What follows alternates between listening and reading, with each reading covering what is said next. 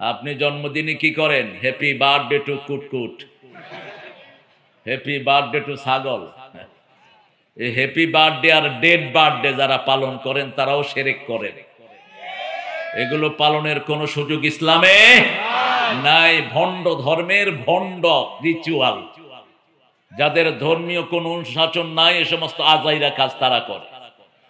যেমন খ্রিস্টানদের কোনো কিচ্ছুই করার নাই, কি করে? বছরে একদিন বড়দিন। বড়দিন কি ওটা 48 ঘন্টা হয়ে যায় নাকি? এটা কিসের বড়দিন? ঘোড়ার দিন বানায় নিছে তারা।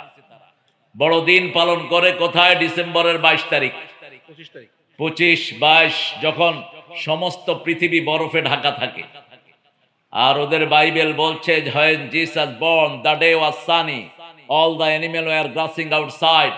যখন ঈসা আলাইহিস সালাম জন্ম নিয়েছেন, দিনটা ছিল রোদেলা দিন, প্রাণীগুলো বাহিরে ঘাস খাচ্ছিল।